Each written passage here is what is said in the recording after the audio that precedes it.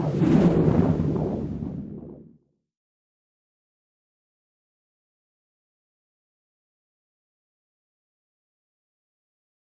Eric to come to Chicago for about a year now, and the stars have not aligned until today. So I'm very happy to have Eric here. I actually was first exposed to customer development and to the Lean Startup approach. I saw his blog, and I was really searching for better ways of helping our customers. We help companies build software products. We launch a lot of products for them, and you can build the greatest product. You can have the greatest user experience design, the greatest developers, the greatest software development process, but that's not a guarantee for success. In fact, it's only half of the battle. You need to actually work on the other side of things. You need to think about your customers and validate your hypotheses on that side. And lo and behold, the Lean Startup approach came along. I said, this is great. This is what our customers need. This is what the companies that I mentor need. Everyone needs this. So I joined the Chicago Lean Startup Circle, and then ended up taking on organizing this and getting deeper into the method. So Eric has been a great inspiration to me and to a lot of folks here. I know a lot of companies have gotten a lot of traction out of this approach. Eric's been working very hard on a book over the last 6 to 9 months, or a year or so, and finally published it, and is kind enough to come here and have a conversation with us about it. If those of you who haven't read the book yet, a lot of you have it now. It is really awesome. It's actually, it really helps you kind of think through the problems, not just sort of follow a cookie cutter recipe, but really figure out how to get the most out of it yourself and think through it. So, ladies and gentlemen, Eric Ries.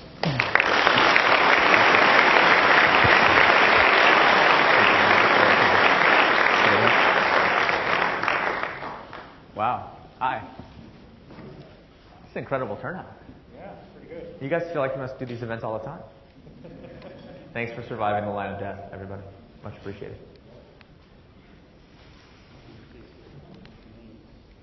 Now, supposedly, hopefully, we are live streaming tonight, and people who were upset that they couldn't have their city on the book tour, my publisher goes on to the, I insisted my publisher do the book tour metrics driven, which I think may have been a first for them. And so I went on to the meetup.com site to see where are the biggest Lean Startup meetups. Chicago number 3, number 4? Number 4. Boston, look out, because the energy here is amazing. And so you guys are lucky enough to have a thriving community, so it made sense to come here. A lot of people couldn't go to their cities, so there are people gathered as we speak for the simulcast. So everybody can't be here with us, but is here virtually. Just want to say welcome. And people can ask questions. Yeah, so I don't know if we have a hashtag for it, but say just Lean Startup or Lean Startup Chicago. Yeah, so tweet your question to Lean Startup and say where you're from, and we will try and answer some questions from the virtual book tour. So thank you all. Cool. Well, welcome to Chicago. It's great to be here.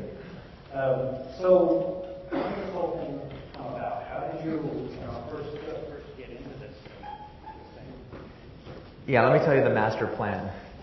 That I anticipated the future with great acuity and knew that this is what would happen. Because you understand, I grew up programming computers, so that's actually a job I really understood really well and I was pretty good at. And I was pretty sure I was going to program computers for the rest of my life, and if things had gone a slightly different way, if any of the early companies I had helped to build had any customers whatsoever, it might have continued that way. But unfortunately, I kept building products that no one's using today, that today are still as technically brilliant as they ever were, the most amazing cutting-edge stuff that no one at all is using. And so by the time I got to InView, and these stories are in the book. My last company I started in 2004 called InView. And we did things really differently because my co-founders and I were really sick and tired of doing the same old thing, being told that we were geniuses, even as we were driving our company off a cliff. And then we're like, how can that be the genius way of building a company if it keeps embarrassing us so publicly? Luckily, we had Steve Blank as an investor and on our board, and so he encouraged us to think differently. And we didn't want to just make the same mistakes over again. So we did things really radically different at InView. Most of you will know the story. Some of you, this is new. And so for those who are new, for example, we do stuff like continuous deployment, which is the process of putting software into production 50 times a day on average. And I always have to look around and see if there's an engineer hearing that for the first time. Somebody shaking their head, being like, that does not seem like a good idea. We'll get to that. And InView is a very successful company, and I'm very proud of what we accomplished there. And in Silicon Valley, it's an echo chamber. So if you have even the tiniest iota of success, you immediately go on the advisor circuit. You start being asked to advise other companies about what you're so good at and work with VCs and spread your knowledge. And I had really no experience with that, but people would ask me to come in and they'd say, oh, we're having these kinds of problems, what do you think we should do? And I would just be like, well, I'm not going to tell you what to do, but here's what we did at InView. And I'd tell them a story like, hey, we did this thing called continuous deployment and it allowed us to get faster iteration. And the universal response was, that'll never work. And I was like, that's odd. I'm not discussing a hypothetical thing that might work. I'm just telling you a story. I was there. I saw it with my own eyes. And people were like, that'll never work for a team larger than size X. I'm like, well, we're already at size 5X. So, you know, I took logic a long time ago in college, and I recall that I have and people just would look at me like I was completely crazy, and they would want to argue with me about, you know, is what I'm saying true or not? Could it possibly work? And eventually I have to be like, listen, you called me. So why don't we argue, guys? I'm on vacation. This is my break after my start. Like, don't do it. Amen. It's your company. And here was my brilliant plan. My brilliant plan was, that kept happening over and over again. And I thought, all right, with Steve's encouragement, I said, oh, I'll start a blog. And here was my genius plan for the blog. I would put some of these stories on the blog, and then if people wanted to talk to me, I'd say, before you call, look at the blog. If you think it's crazy, don't call. I was so embarrassed. This is 2008 now. And that was, at that time, there were not a lot of entrepreneurship blogs. People were not writing. I mean, it was not considered cool. In Silicon Valley, there were very few people doing this. So I was really embarrassed. It was kind of a deviation from the path I was on. So I didn't even put my name on the blog. It just said, lessons learned. It didn't say by anybody. It had been learned as a passive voice. I used the Blogger default template, no design, no nothing. And I said to myself, well, you know, if the lack of design ever gets in the way of the success of the blog, like I'll change it. I finally changed it last month. So minimum viable product to the max. And all of a sudden people started reading it and sending me questions. Like, well, okay, sure that worked for your 3D avatar business, but how do I know it'll work for my business? I once got one that was like, sure it works for 3D avatars, but not for my 2D avatar business. Are you kidding me? But of course, it doesn't work in enterprise software. And I knew Steve Blank, and we've done some work together, and I had actually audited his class at Berkeley, right when he was first teaching this thing called customer development, and he's from enterprise software. And people would sit in his class and they'd be like, well, sure, it works in enterprise software, but how will I know if it works in consumer internet? If you think about, like, startup advice is so irritating. Because it's like all startup advice in the form, I did X, then I got really rich. So if you do X, you also will get really rich. And again, those of you who took logic sometime in the distant past will be like, that's not a valid syllogism. How do I know you really did X? How do I know that X caused you to get rich? How do I know that you're really rich? How do I know that you got rich because of rather than in spite of doing X? How do I know that what worked before will work now? How do I know it worked in your industry? I mean, like, think about all the problems with every single startup advice, every story, every move. It's all the same. And I was on the receiving end of those questions, and I was determined to try to give people an honest answer. And the only way I knew how was to try to develop the principles that explained why the crazy tactics we had done at InView, like continuous deployment, worked. And in the process of doing that, you know, we needed some terminology for it, and I studied. The thing that had helped me the most as an entrepreneur was studying lean manufacturing. And the breakthrough realization for me was, if we change the definition of progress from making high quality stuff, as it is in manufacturing, to what we call now validated learning about our business, we can still use all the techniques from lean manufacturing. And that means that we're drawing on this huge depth of knowledge and wisdom that can help us get a head start in our movement. So I called it Lean Startup. It is actually the 3-year anniversary this month of me having the courage to say that out loud in public. Because it was so... I feel like it's a real night of anniversaries. It's 1 year since Bernhard started doing the Startup Circle here. It's actually my birthday tonight. So, a lot of things, the anniversary of, and so yeah, my 3-year blog anniversary also. And yeah, that's how it started. And pretty quickly it took over my life. So my plan was not to become, a professional expert. What is that anyway? What kind of job is that to have? I don't know. Peter Drucker famously said that people called him a guru because they couldn't spell charlatan. I totally feel that way. So I do this for a living now, and I just, I feel very honored to share the night with you guys. I feel like every day I get to take credit for your work, which is awesome, because I don't have to do the work. You guys do it. You guys are the ones on the cutting edge of what really is working and not working. The people who build these meetups, we're now in more than 100 cities around the world, are the people who actually are seriously every day advancing the state of art and entrepreneurship. And I think we are on the brink of something really big. So I'm very honored to be here with you on what's been a very special night for me. So the term lean startup confuses a lot of people outside of the lean startup movement. A lot of people think it's bootstrapped in a garage or in someone's basement. But that's not really what you mean by lean startup. You mentioned, more from lean manufacturing. Absolutely. And but we also have a somewhat different idea of what a startup is. Mm-hmm. So can you talk a little bit more about that? Sure. Yeah, one of my favorite topics. First of all, just so everybody knows, here are the most common misconceptions about lean startup. Who here is new to lean startup tonight? This is your first event that okay. All right, good. So first of all, keep your hands up for just one more second. Everybody else, if you're sitting next to somebody who's had their hand up right now, if you wouldn't mind indoctrinating them into the movement as soon as we're done here, I'd appreciate it. Introduce yourself and see if you can help them. People who are educated about business history will understand what lean manufacturing is, but people who are, a lot of entrepreneurs, especially in Silicon Valley, we live in our own special little bubble, so people never studied anything. It's like, I had a great idea today. It's the first time anyone ever had that idea. So we try to give a little bit of historical context. So here's the thing. It is not about being cheap. It's about learning to use capital well. It's not about taking VC or not taking VC. Again, it's about using VC when it's appropriate effectively. It's therefore not about bootstrapping.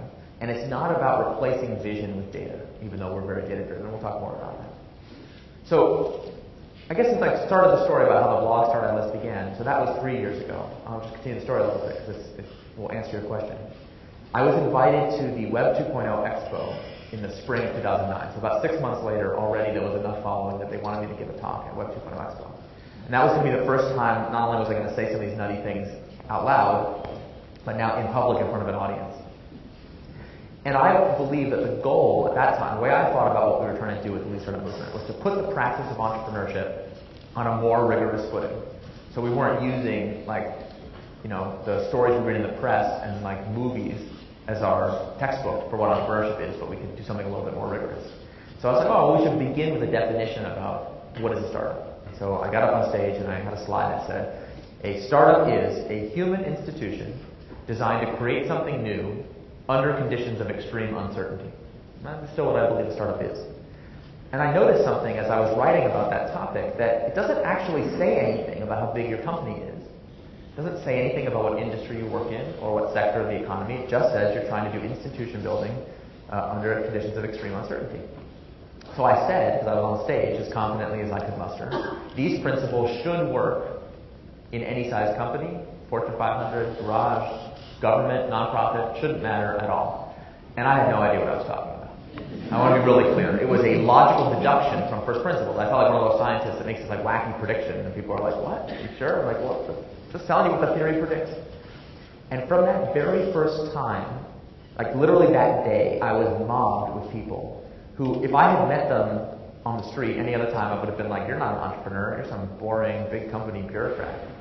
But then when I talk to them, they all dress well, they go into a regular office with good benefits, they don't eat ramen noodles, they're not, you wouldn't make a movie about them as entrepreneurs, they're just regular corporate dudes.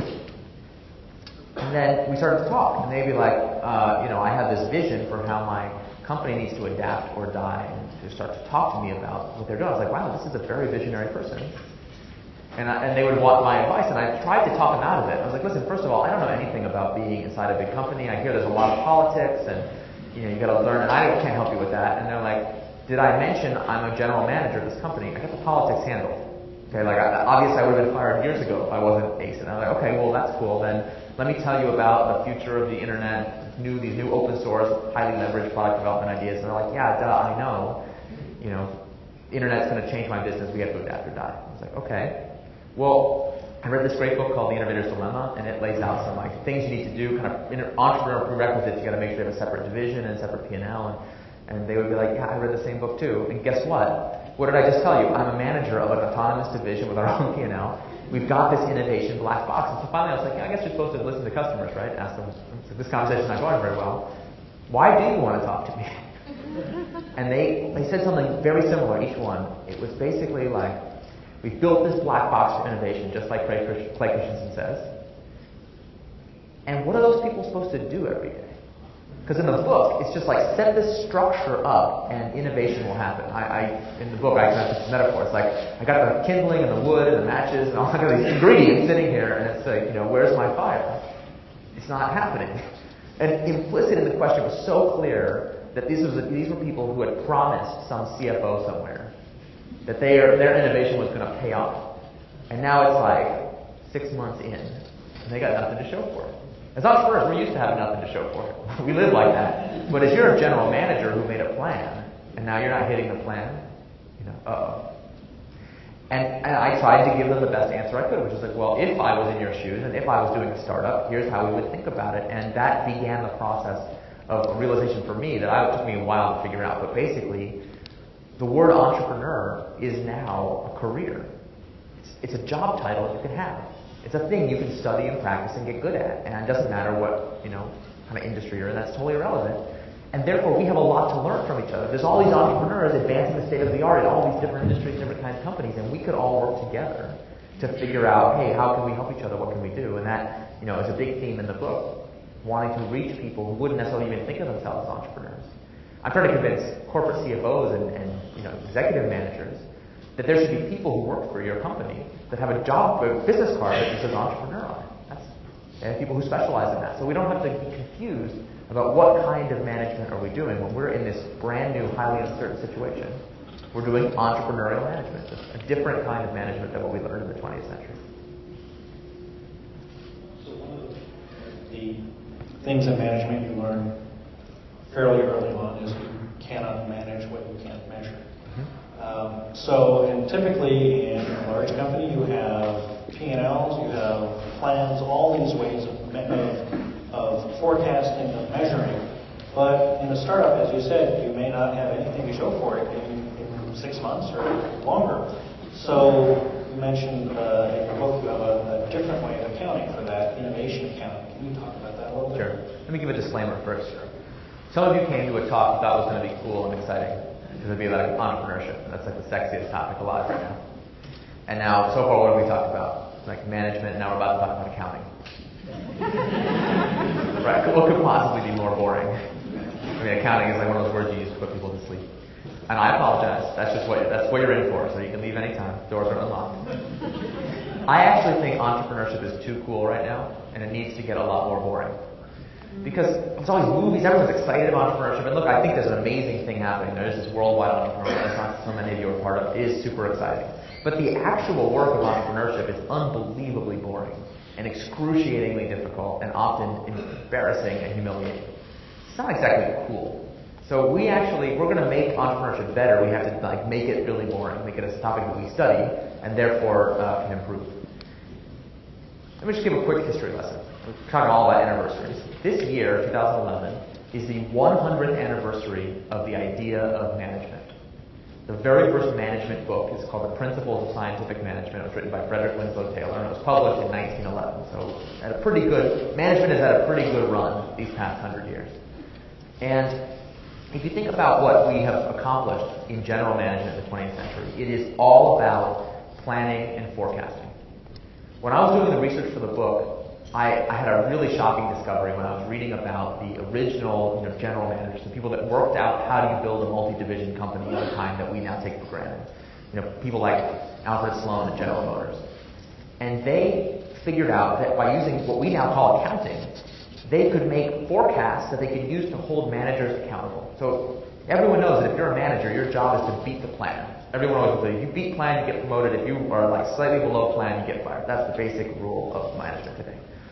And here's the thing that really freaked me out. I mean, I almost fell out of my chair. I realized, oh my God, there was a time when people made forecasts of things, and then they happened.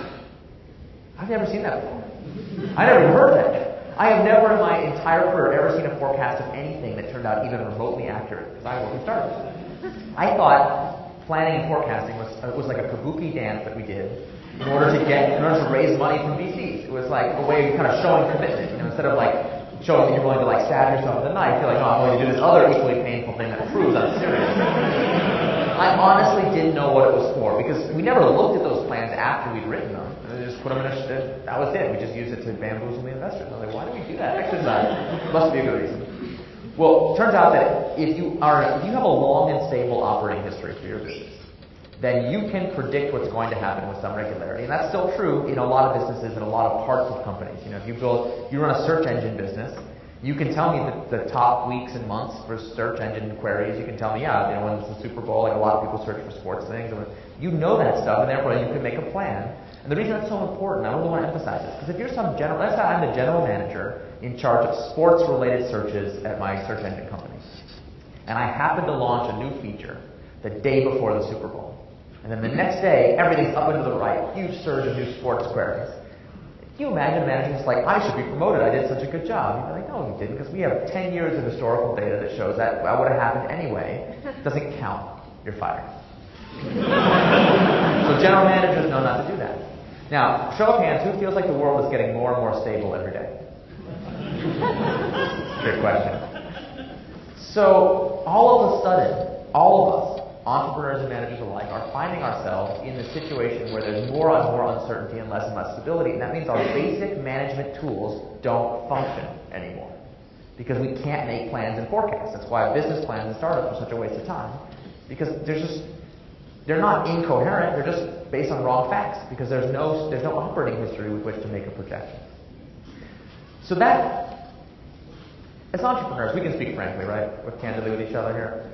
We like to make fun of big company people and corporate CFOs and VCs because they're so conservative. They don't know they think business plans work. They're focused on ROI and the bottom line. How stupid is that?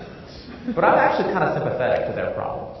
Because let's go back to that, manager. Remember, I said the manager who comes back a year later. So let's think about what happened here. And this will sound familiar to anyone who's ever negotiated with their CFO, as well as anyone who's ever negotiated with a VC, and maybe some of you ever had this negotiation with your spouse. Doesn't matter who your stakeholder is. At time 0, you said, listen, I got this great idea and this amazing plan, and if you give me a year and like $1 million and a team of 5, or whatever the resources were, I'm going to promise you the sun, the moon, and the stars. It's going to be amazing. We're going to make zillions of customers. It'll be just like that movie, The Social Network. Just all that. And so it's worth it. A year passes. What do we know for sure? We know for sure that the money got spent. Entrepreneurs always successfully spend the money as planned. We know that people were busy that whole time. We probably know that product milestones of various kinds came and went. Product was made. And look, let's be honest. The social network thing didn't happen. I joke, my first startup actually was in a dorm, and I had the first half of the social network experience. It's the really difficult, grueling, hard work part without necessarily the fun part where you get to sue each other and make a lot of money. So I'm the corporate CFO or the spouse. And it's like, okay, well that sounds like a giant failure. And the other person's like, no, but listen, we learned so much. If you just give us another year and $2 million, we're totally going to nail the social network because we're halfway through. We did the first half, now we have to do the second half. Can you feel some sympathy for that stakeholder maybe that's ever been you in your career? Like, how do you know if they actually are on the brink of success or they spent the last year goofing off? How do you know? In both cases, the gross metrics, what we call the vanity metrics, are exactly the same. Pathetically small revenue compared to plan, pathetically small customers compared to plan. And just think about it for a second. Our current counting methods are so bad, they cannot tell the difference between a team that is on the brink of a breakthrough success and a team that spent the year goofing off and doing nothing. We're not talking about like 3 degrees difference in performance here. We're saying like best team ever, worst team ever, I don't know. That is, like, talk about failure of a paradigm, that is the failure of our current management paradigm. Cannot differentiate. So I try to make the case, a huge chunk of the book is making a case for something I call innovation accounting. Not to be confused with innovative accounting. You get to arrest. To be careful. Read the chapter carefully. Which is a mechanism for evaluating whether an innovation team is actually making progress objectively. So that we can start to make predictions about, are we on the brink of success? Are we getting closer to product market fit, or do we need to pivot? And through that framework, I believe we can, basically develop a new accounting and therefore a new management discipline that will be a lot less BS and a lot more, not the vanity metrics and this nonsense, but really about who's really learning what customers want and who's really making progress. One question I have, did you, in that first startup, get to jump from the roof into the swimming pool? Or?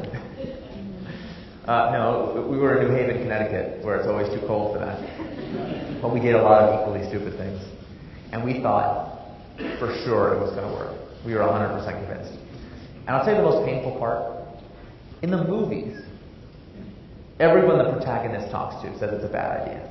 Tell them not to do it. They're all the cynics and the skeptics, and they're always like, no. And the protagonist's like, you old man, you don't know. I see the future, you're like mired in the past, and I'm going to show you one day. And if you ever had this experience, you'll know the most painful part, the most humiliating part is having to go back to those people and be like, you were right. It didn't work out. I would have been way better off going into banking or something. Good, thanks for that advice. You were right. Because in the movies, it never happens that way. Those people are never right. But in real life, the cynics are right most often. If you want to be right, being cynical is a very good way to be right. Like, be right all the time. Because most things don't work. So at first, we always ask ourselves, do we want to be right or do we want to change the world? You know where I come down. So, almost all entrepreneurs start with a vision, and they want to make that vision a reality. But, you can plan it out, or you can just go build it. Yeah. Those are kind of two typical ways that folks do it. But most of those result in failure. 9 out of 10 startups or something like that. It's horrendous, fail. So what do you do instead? So imagine I was a scientist, and I'm trying to learn something, about the structure of some chemical. And I'm like, there's only 2 options. My options are I spend all my time at the whiteboard thinking my way to the answer to understand how this works. Or the other option is I run into my lab and I just throw a bunch of chemicals around and see what happens. You'd be like, dude, in the one case, you're going to accomplish nothing because you're just going to be like theorizing about something you don't know. The second case, you're probably going to die. We're talking about chemistry here. You'd be like, neither of those is science. Science is we have a theory, we make a prediction, and then we test that prediction empirically. And whether we succeed or fail with the experiment, we learn, and learning is what's valuable. Well, that's what we want to do. We want to have a scientific approach to entrepreneurship, and the theory is the vision. The experiment is the strategy, and the specific thing we do is we build a product. So in the book, there's a little pyramid. Vision is the foundation, strategy is the middle layer, and product is the tip. When we change the product, we're just doing optimization. Whenever we make a change, we add a feature to a product, we make it easier to use, we assume that what we're building actually somebody cares and it's the right thing.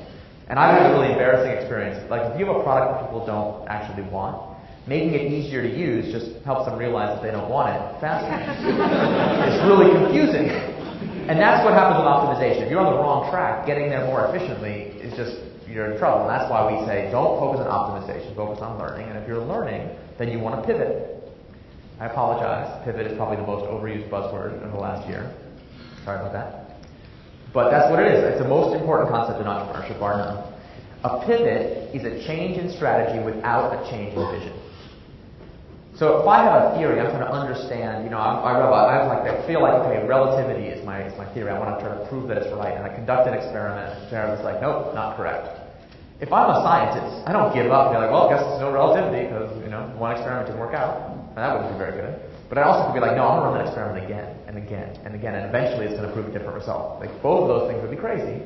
Imagine someone came to you and said, I run this experiment and it's just basically nothing's happening when something's supposed to happen, so I'm going to work on making it more efficient to run that experiment faster. So I'll make it less expensive so I can keep running. You're like, what's wrong with you? No, find a different experiment that can help you validate or invalidate your vision. That's what we're talking about. So when we run into difficulty, we don't want to be stubborn and persevere the plane straight into the ground. We want to do this systematic thing, pivot to something different. And that's why I say a startup is an experiment.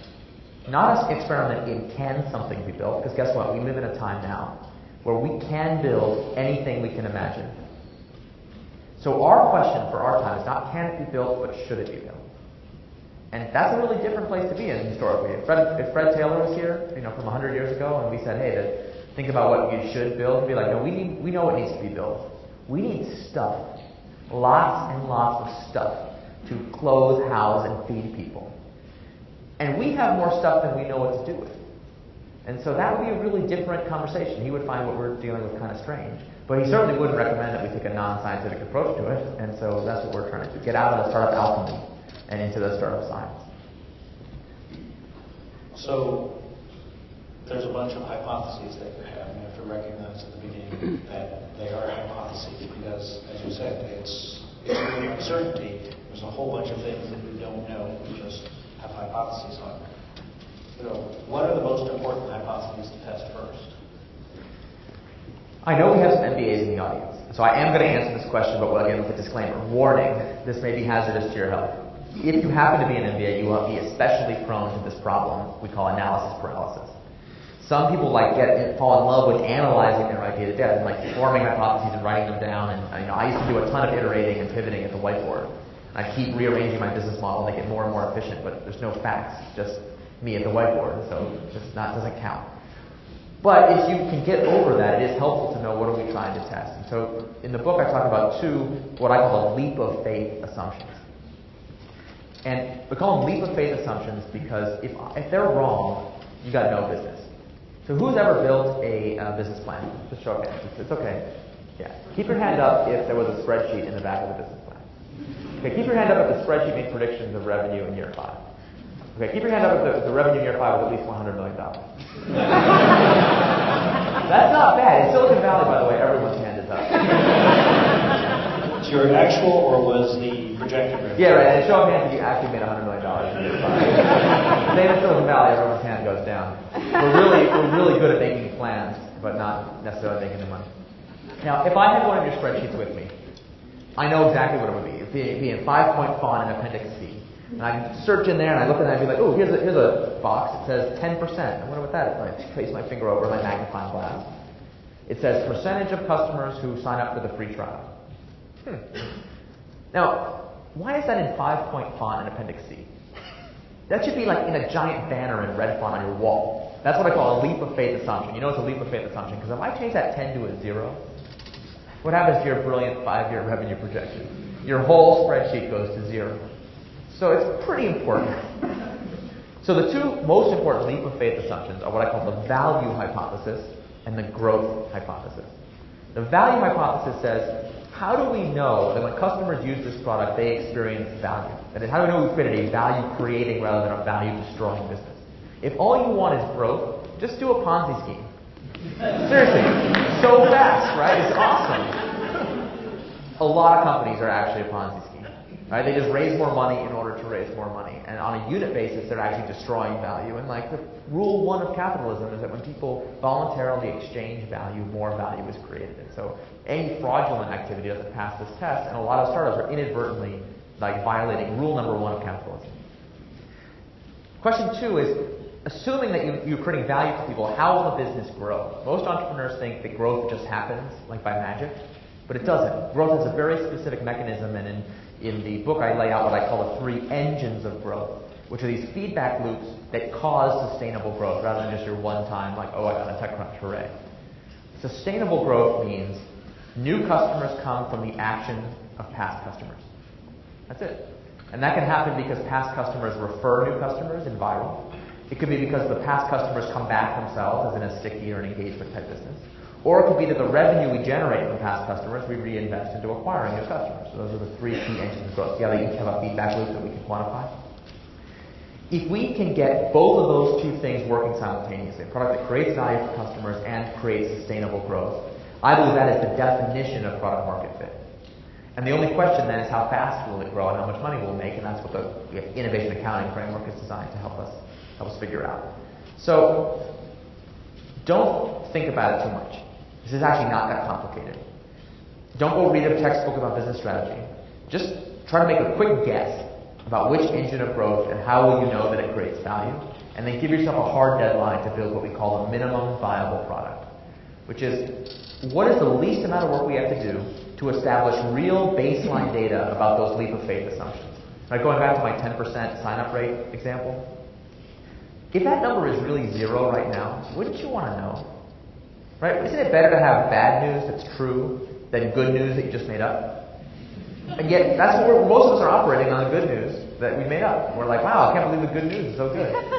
Or we follow the plan of ship it and see what happens, which is a problem because then you're guaranteed to succeed at seeing what happens. Something will definitely happen, guaranteed. But that doesn't help. So if you can't fail, you can't learn. So we want to make predictions about what those numbers are supposed to be, and then in microscale, get the real data about where we are right now, and then we can try to tune that engine to make the number go from the 0 it is today to the 10% it's supposed to be. And then that gives us a framework for deciding if it's time to pivot. Because in my experience, if you're using real actionable metrics, not the vanity metrics, if you're looking at these inputs, the number starts out at 0, and then maybe it'll go like 0%, 3%, 5%, 7% over like 4 or 5 months. You'd be like, we're not at 10% there, but we're going to make it. Like, we can pretty much see the trend. And then I meet teams that go like this. It's like 0%, 3%, 3.5%, 3.75%, 3.8%, 3.85%, 3.851%. And I have had teams that are doing that, and they're coming to me like, look, the numbers are up and to the right. It's going up. It's like, well, that's true, but are we going to make it to 10%? Or have we hit the point of diminishing returns? And obviously, if we hit the point of diminishing returns, maybe we want to consider a pivot at that time. That's the flavor of innovation accounting. Establish the baseline, tune the engine, pivot, or persevere. So you mentioned vanity metrics and actionable metrics. Can you give some examples of vanity metrics and, say, for one of the growth approaches, what would, say, for the sticky one, what are appropriate actionable metrics? So just for people that are new to the term vanity metrics are the numbers you put in your press release to make your competitors feel bad. It's like 100 billion hamburgers served, or like our platform has had 30 million messages sent, and makes your competitive CEO go to his CTO and be like, how many messages have we sent? It's like, I don't know, we're profitable, we got tons of customers, they love our product. It's like, well, how many messages have we sent? It's like, well, we only sent 87,000, but they're each worth, $100. So is that okay? It's like, I don't know, they got 10 million messages. Think about it, if someone has 10 million messages, what do you know about their business? Could be 10 million people tried the product once and churned out. Or it could be one guy with a really excited web browser. That's why we put them in TechCrunch, so that you can seem like you're being successful without revealing any actual information about your business. Now, why TechCrunch is willing to print them, different conversation for the journalism school. For our purposes, I'm fine with you using vanity metrics to make your competitors feel bad. Time-honored technique, love it. But what happens when you start to breathe in your own exhaust and believe your vanity metrics as if they matter? Well, here's what happens. Let's say the vanity metrics go up. I can interview any person in your organization and ask them what caused the numbers to go up, and I already know what they're going to tell me. They're going to say, well, it's the thing I was working on at the time. So if I meet your engineers, I'll be like, well, we launched these awesome features last month, and this month, the numbers are up, so QED. And I can say something like, interesting, I have an alternate theory. My theory is that Mercury was in retrograde last month. I believe in astrology, so I heard that Mercury causes numbers to go up. And most engineers I say that to, I've done this many times. I sometimes fear for my life because they're mad. Like, how dare you compare what I do to astrology? I'm like, I'm not the one making the comparison, right? I was visiting, but you live here, and neither of us has a clue what caused these numbers to go up. Especially because if I go interview someone in marketing, they're going to say, oh, well, you did this great marketing campaign. That's when the numbers are up. What happens when the numbers go down? Is it the same thing? Oh, no. Well, now it's somebody else's fault. Right? We need these great features in engineering, but those idiots in marketing ruined it. So vanity metrics allow teams to, everyone gets to live in their own private reality, where the stuff they do matters and the idiots down the hall are always sabotaging it. And is it any wonder that that develops like factional interdepartmental warfare? Well, no, we can't even agree on the facts of what's going on. So the alternative, we call it actionable metrics, which are data that shows you what you would have to do to get more of it. And it tends to be cohort or A/B split testing type data. So imagine, I show 50% of my customers version A of the product and 50% version B, and then I say, okay, which one has higher engagement? Well, it doesn't matter if we got a press mention that day. It doesn't matter what was going on because people were randomly distributed between the two groups. It's a actual controlled trial in scientific terms. So the key is, what are the actionable metrics? And in the book I lay out for each of the engines of growth what I think the numbers are. For an engagement type business, we can tell if the feedback loop is working by simply taking our natural word of mouth growth rate. Let's say it's 5% per month we grow naturally because customers love our product, and subtract out our monthly churn rate. So what percentage of customers do we lose? Let's say our churn rate is only 30%. We have 70% retention rate. That's awesome, right? Well, no, not if we have a 5% natural growth rate, because that means we're getting negative 25% growth month over month. So the sticky engine of growth, all it cares about is what I call the rate of compounding. Natural growth rate subtracted from churn rate. If that's our business, then we want to focus all of our energy on driving that churn rate down so that we can get these compounding interest effects. Because I get to 100% retention, and 5% a month compounding interest is going to be pretty exciting. Wouldn't you like that with a bank account that grew 5% per month? Compounding, that'd be pretty sweet. So that's, each of the engines of growth have a framework like that allows you to, if you do it right, get that super linear growth that gives you the cool hockey stick shape. So you've obviously been mentoring a whole bunch of startups and entrepreneurs within larger companies. What would you say are the biggest struggles? This isn't easy if you've been doing things in a different way. And then are there some particular aha moments that people typically have? Yeah. It is hard. It is a different paradigm for work. And so anyone who's had any success at all in their career is at a major disadvantage. Because they probably had that success by using a different paradigm, and it's hard to unlearn something that worked for you before. I think most of the most devastating mistakes have that planning fallacy at their heart. That we just, the entrepreneur that wants to spend years in stealth mode, building an amazing product and then launching it in the press, which I've done that many times, never successfully. They fundamentally believe that they know what customers want. And so they can plan what's going to happen. Which, think about it, that's someone who's saying, I can predict the future. And normally, if you go around being I can predict the future, people lock you up in a mental institution. What do you mean you can predict the future? No, nobody can predict the future. That's impossible. But if you're an entrepreneur, I'm an entrepreneur, it's it's okay. And the reason is that we have this power as entrepreneurs. One of the entrepreneurial superpowers is what I call the reality distortion field. This is a term originally coined to describe Steve Jobs. And if you have the power of the reality distortion field, that means that you can convince people in your vicinity to believe things as if they were true that are not, strictly speaking, actually true. And that's great. It's really good for improving productivity and morale, get people excited. It's a really awesome bit of entrepreneurial sleight of hand. It's we know what customers want. Well, actually what I mean is that when we finish building this awesome thing, customers will want it in the future. That's is that exactly the same as we know what customers want? No, it's actually really different. This is, I hope and pray I know what customers want. Might want, maybe. But we believe. And there's something wrong with the reality distortion field. It's just, there's another group of people who also have that power. And we call those people crazy people. If you're a sociopath and you want to start a cult, it's super helpful to have the power to get people in your vicinity, think about it, who can believe things as if they were true that are not, strictly speaking, actually true.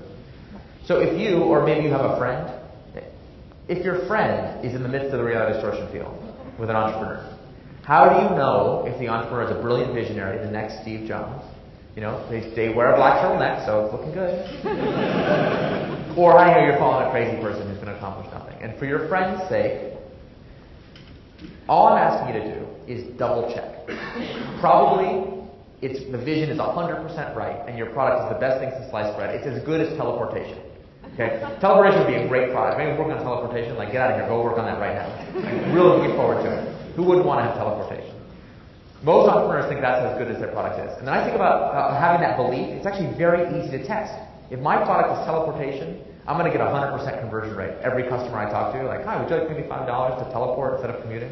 Everybody's going to be yes, get me that right now. Excellent. If your product is that good, that produces a nice falsifiable hypothesis. Let's talk to 10 people. Obviously, all 10 of them will be I love your product. I can't wait to get it. And if that doesn't happen, doesn't mean we give up. Doesn't mean, we abandon the vision. It just means, maybe there's something not quite right here. Maybe a little bit more investigation would make sense. So, like I said, you're probably right, but let's double check. What's the worst that could happen? So then, what about some aha moments? Where are those aha moments? The best aha moments are the expensive and humiliating failures, honestly. I mean, we came into InView after having built a company that spent 5 years and $50 million building a product in stealth mode. Launched it in the press to rave reviews and then had no customers. And the company became a defense contractor. It was terrible. If that hadn't happened to us, we probably would have thought, that works. Because that's what you read in the movies, what you see in the press. So that's the big aha moment for most people, is you gotta put your team in a position to fail. Because failure is the origin of all learning. And that's why we make these predictions. That's why we try to be specific about what's supposed to happen. Not because they're actual plans. If you have a great designer in your team, they're going to want to make a customer persona and tell you all about what the customer's going to want. And that's great. That's a really good skill. There's this whole lean UX movement now. It's really excellent. Design is a very important skill for doing this. All you have to do is say, excellent, thank you for that customer persona hypothesis. Now let's go find out if it's true. What would be true if this is a correct, accurate description, right? What would be true is, it's all, like when we built InView, we thought our customers would be all stay-at-home moms who wanted to play like online games. And that's the people who play like 2D casual games, our same market. And when we would test our product, our early adopters were all teenagers. And I remember we had, it was a communication product, so we could use it to communicate with our customers. So we'd do this thing called Chat Now, and it would randomly match you with customers. And I would sit there being like, I need to talk to customers. That's important. I know that's what I'm supposed to do. So click the button, talk to my target customer. Boom, teenager would come on and be like using LOL speak and all these acronyms I didn't understand. I'd be like, damn it, get out of my way. I'm trying to talk to my target customer, and you're clogging up the pipeline. Close out and get a new one on another teenager. Jesus Christ. Because in our business plan, it said, like, you don't want to have teenagers. It's really hard to extract money from teenagers. Credit cards, and it's what a pain. I'm like, oops, they turn out to be our customers. And eventually we had to be like, oh, right, reality. Good. Probably we should adapt ourselves to what's real instead of making stuff up. So that was a pretty big aha moment. So, yeah, one of the customer development key insights for me has always been get out of the building. And if you bring that back to the lean manufacturing approach in Butsu, which is sometimes when I say that gives people first they say what, and then you translate it. It's either go to the source or go find out for yourself. Yeah. And where do you go find out stuff? It's with the customer, right? That's really where a lot of it starts. So. How do you talk to customers? What is it? What are the things? How do you go about figuring out what they want? Let's start with the number one thing not to do, which is to ask customers what they want. That is a waste of time. And here's why. Human beings have a psychological bug in our makeup that makes us genetically incapable of saying how we would behave in hypothetical situations. Even ones as simple as, like, how will you feel about lunch tomorrow? The academic research on this is like very clear. People just don't know. Now imagine how accurate can they be when you're like, do you think you would want to buy this hypothetical thing that I might make, in the future and kind of vaguely describe to you? Whatever they say is total garbage. So if you've ever worked with a visionary, co-founder or person in your company, you're going to be like, hey, let's test this stuff with customers. And they're going to be like, but customers don't know what they want. And that's true. Customers don't know what they want, but electrons don't know what they want either. And we can still do science. Right? Because the goal is to figure out how do we put people into a behavioral situation where we can have our ideas validated or invalidated. And that often requires us to act indirectly. So instead of like walking in and being like, do you think you would want to buy this thing? One of the techniques, for example, that Steve recommends in his book is you walk into a customer and try to sell them something. I would like to sell you this thing that I already made. Like the fact that you haven't made it is totally beside the point, because the only information that customers have is what you tell them. So if they're like, yes, thank God, I can't wait to give you my purchase order, like here it is, then you can apologize. Listen, it's not quite ready, but now you're on the pre-order list. We promise you'll get it first. But guess what? That's not going to happen. You're not going to have to apologize because, of course, you're totally wrong. Not you, but the person next to you is totally wrong about it. So that's the key. How do we make an experimental condition that can help? And one of the techniques is what we call the magic test. Before you sell your product, try selling the magic version, which is just, then you create a landing page on the internet. And it's like, are you a customer that has this problem? Blah, blah, blah. Like, wouldn't you like to have that solved for only $9.95? Like, click here if you say yes, and go into it. Now, if you can't sell magic, you definitely can't sell your product. Because your product is not as good as magic. I'm I'm sorry. It's not. Close, but not as good. So why not just check it out? Another variant on that, for people who can't quite handle the magic test, is what we call the concierge MVP. Tell a story of a company called Food on the Table in Austin, Texas, in the book. And it's founded by someone who worked with me at IMDU, so I know the story really well. They wanted to build an algorithmic recipe and menu planning service for parents. And this is really cool. It figures out what's on sale at your local grocery store, knows what your kids like to eat and don't eat, knows your dietary restrictions, knows the recipes that you like to use at home, knows, what gives you like an optimized shopping list, and then automatically suggests new recipes that they're like professional chefs suggest, and basically helps you optimize your menu planning. So that's a pretty complicated product. He and his technologists, when they started the company, they did not build a single line of software.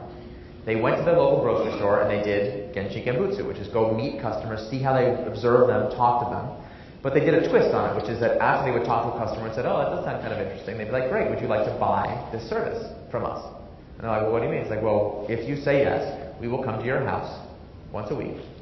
We will give you the menu plan, talk to you, you can modify it, we'll have our professional chefs do all these recipes, and then we will collect a check from you from $9.95. Does that sound good to you? Now most people are like, no, that does not sound good to me.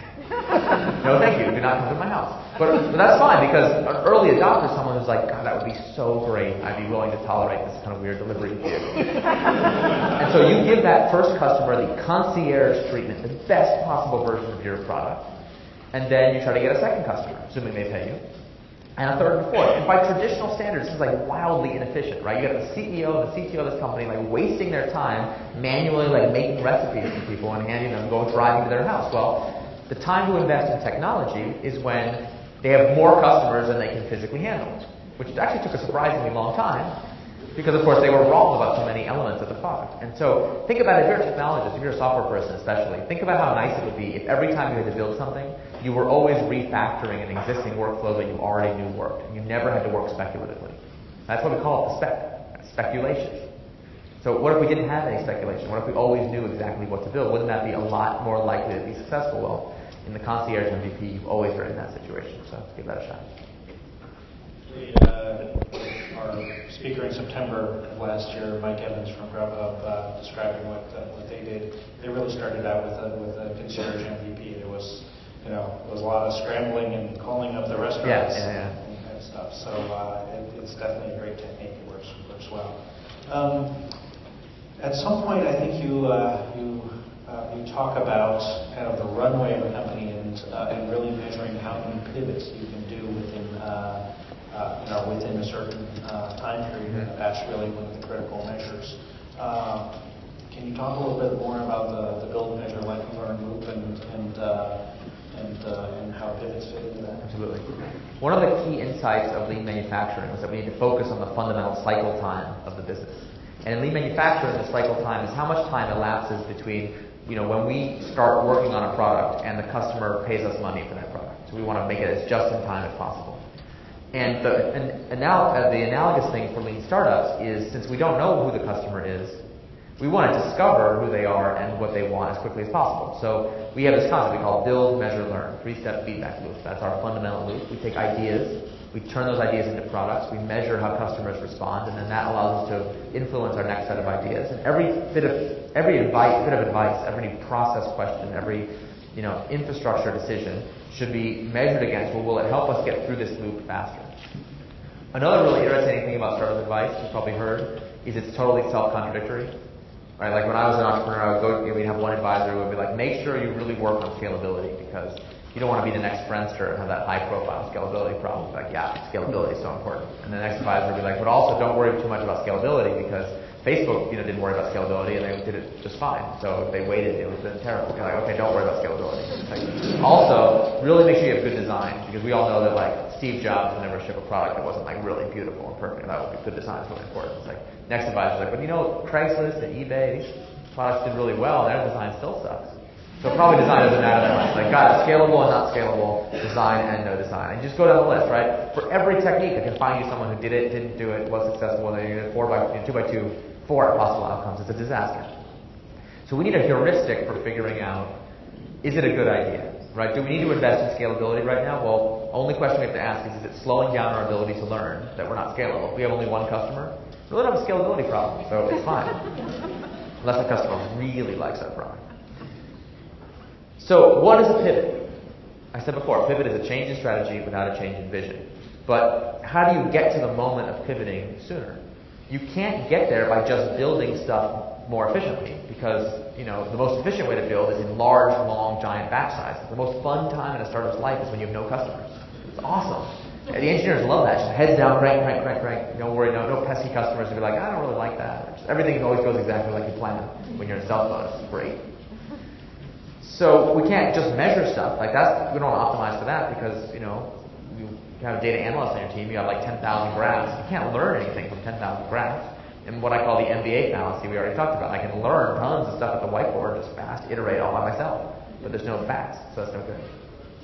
So if you think about startup's runway, how much time do we have left before we crash? It's usually defined as burn rate, the amount of money we have left divided by burn rate. So we're 10 months left before we run out of money. But I think the correct way to measure is actually how many opportunities to pivot do we have. Because that's what really matters. How many more swings of the bat do we have? How many more strikes do we have before we die? And if you want to extend runway, you can raise more money. Or you can get to the pivot moment a little bit quicker.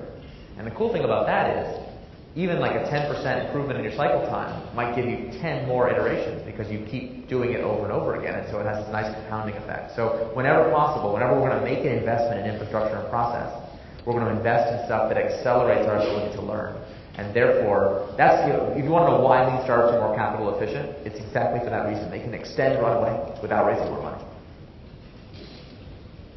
So we're probably going to open this up to questions from the audience in a little bit. But obviously, a lot of good things have been happening of late with the book. And I think I saw a tweet that someone saw a copy of Inc. magazine with you on the cover. Yes.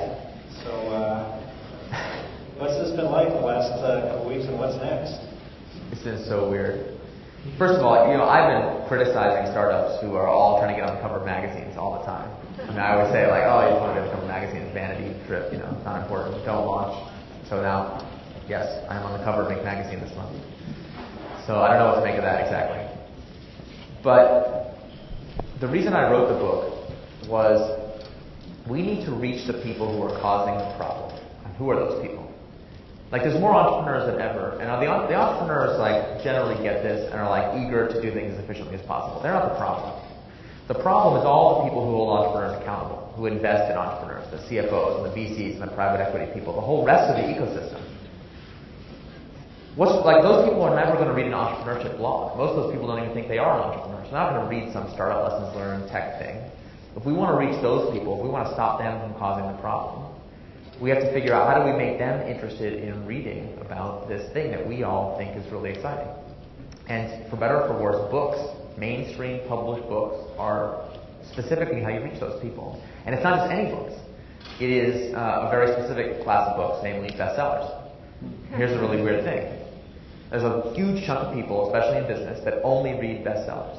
But those are the people you need to buy the book in order to become a bestseller. So you have a classic chicken and egg problem. For people in publishing, this level of uncertainty and confusion is very daunting, and it's causing a lot of chaos. But I'm an entrepreneur. I was like, well, that's actually not that confusing. It's very straightforward. We need to work backwards from what do we need to accomplish to what do we need to do. Well, how many copies do we actually have to sell to become a bestseller? And so, I spent the last year, some of you who follow me on Twitter are sick and tired of all the crazy marketing experiments and pre-order campaigns and bundles. I've probably done 10 of those things, constant split testing, all kinds of insanity, just to try to figure out what would it take to get our early adopters, you guys, to do something that's really fundamentally crazy, which is to buy a book before it comes out.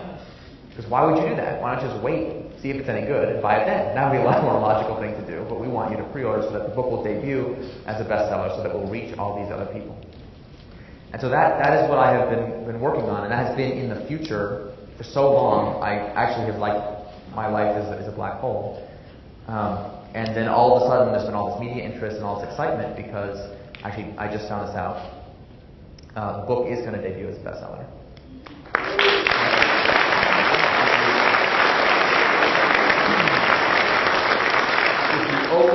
If you open the New York Times, the hardcover hard copy New York Times, not this Sunday, but a week from Sunday, you will have to find the business section. Oh, there's no business bestseller list. Business books, by the way, are not considered nonfiction. They are considered advice on how to. So the three big new books that were launched at the same time as this book were Lean Startup, the 2012 edition of the Guinness Book of World Records, and a new book by a televangelist whose name I'm forgetting, who has a TV show that 7 million people watch every week. So he's going to be the #1 bestseller because did I mention 7 million people watch his show? But if you go to that column, you go to the paper, we just got the news that the Lean Startup will be #2. So we will be the #2 bestseller in category in the world.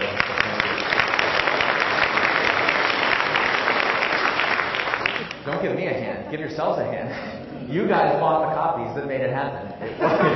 All I had to do was write it. In fact, so far its success is based in 0% on the quality of the content of the book. None of you have read it. The really important work begins now, because now we have to put the book, now that we've made it a bestseller, it will have the legitimacy to go into these places that currently we would never have been able to get this message to. And so now we'll find out if the content is any good, if those people read it and find it helpful. So far, early indications are yet. So for those of you who feel like Lean Startup is overhyped, just FYI, you have not seen anything yet.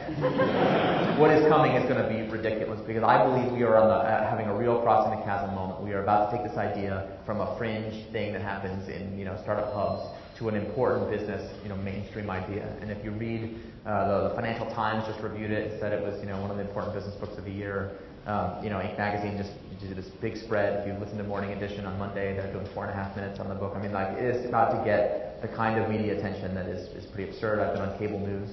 I'm going to be on both Fox News and MSNBC on Friday. So I don't know what to do exactly there, but if anyone has thoughts about Obamacare, I'd love to have some talking points. And for me, this is so weird. Do you remember when I said I program computers for a living? Okay, I like to be in my basement in the dark at 2 a.m. hacking, and now I'm doing this, and so it's a very strange and actually very humbling thing. And the thing that is so humbling about it is, they put my face on the cover for some reason. But like I said, you guys do the work. So, the fact that you were willing to take that leap of faith and not just do the work, but then buy the book and tell your friends and evangelize and be on social media. It really means a lot to me, because it means that you take this idea seriously, and that ultimately is what this is all about. So thank you all so much. Thank